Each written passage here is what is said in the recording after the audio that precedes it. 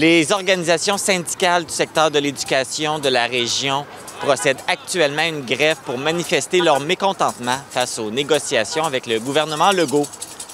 Un groupe manifeste ici à Amkoui et je vais aller rencontrer Jacques Belzile, le président du syndicat des professionnels et professionnelles de l'éducation du Bas-Saint-Laurent.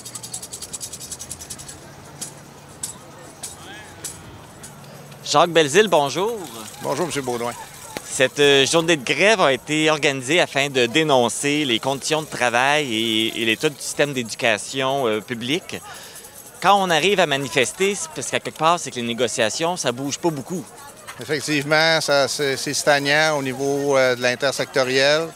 La nouvelle proposition qui a été faite, là, tout le monde le sait, c'est 10,3 d'augmentation sur 5 ans. Donc, c'est 1,3 de plus qu'il y a un an.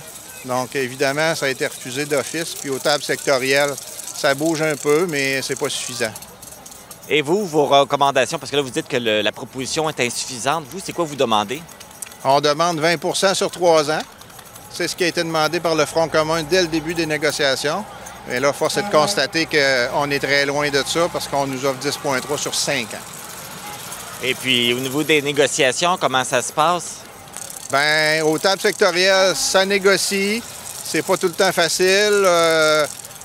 Sans parler spécifiquement de chacune des tables parce que ça serait trop long. Ce qui va débloquer les négociations, c'est vraiment l'intersectoriel au salarial parce que c'est la recommandation la plus importante du Front commun actuellement.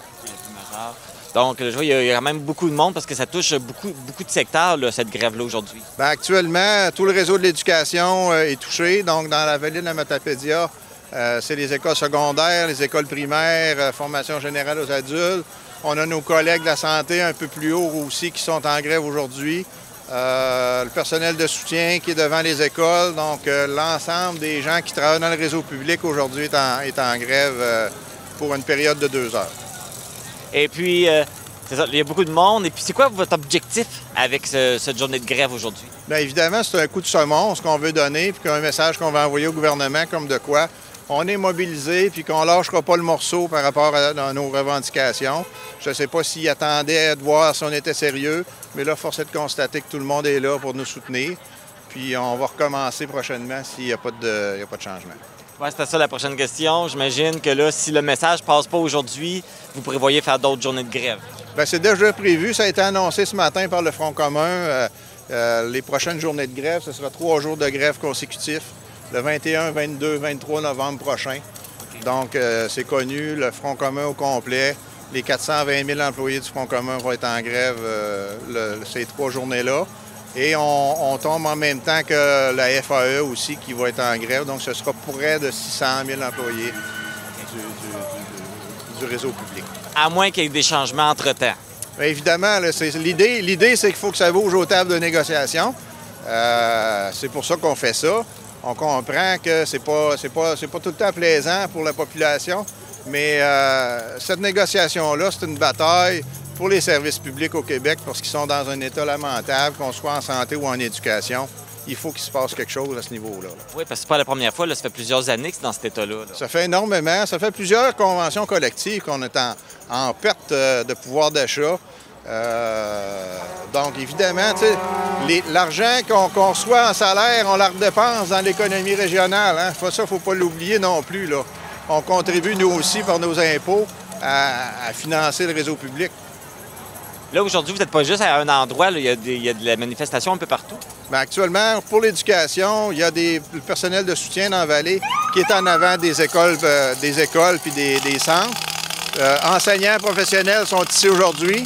Et dans le secteur, évidemment, le secteur des phares, parce qu'on représente aussi le secteur des phares, ils sont tous au parc des vétérans à Rimouski.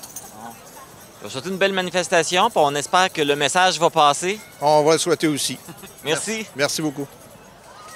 Le tournage s'est effectué au moment où la grève s'est déroulée, soit le lundi 6 novembre en avant-midi de 7h45 à 9h45. Au bord du boulevard Saint-Benoît-Ouest, en face du métro à Amkoui. Lors de la grève du 6 novembre, le Centre de services scolaires des Monts-et-Marais est le seul au Québec qui a mis en place pour les élèves du secondaire une reprise de cours en téléenseignement.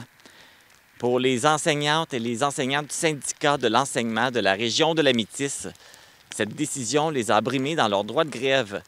On assiste à une mobilisation pour dénoncer ce recours à l'enseignement à distance. Je suis en présence de Jean-François Gaumont, président du syndicat. Bonjour. Bonjour. Quel geste vous avez fait aujourd'hui pour manifester votre désaccord avec le Centre de services scolaires des Monts-et-Marais d'avoir mis les cours du secondaire en virtuel?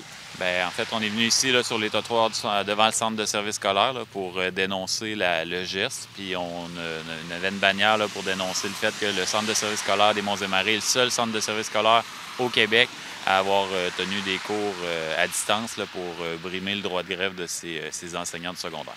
Et en quoi, justement, cette décision-là, ça brime votre droit de grève? En fait, le Centre de services scolaires n'a pas demandé un projet pilote au ministère, donc n'était pas en mesure de pouvoir organiser légalement de l'enseignement à distance. Aussi, il faut dire que c'est une modification des conditions de travail de nos membres. Là. Nos membres sont habitués d'enseigner en présentiel. Là, on leur a dit, vous allez enseigner en virtuel. Donc, c'est un changement dans leur plan de cours, dans leur façon dont ils doivent préparer leurs cours et leçons. Donc, c'est sûr que c'est vraiment pas apprécié là, du côté du personnel. Non, puis ça a un impact aussi pour les élèves qui doivent suivre les cours. Effectivement, c'est sûr que ça a un impact sur les élèves. On me dit que le taux de présence était très faible lors de la journée d'hier. C'est-à-dire que les élèves n'ont pas répondu présent.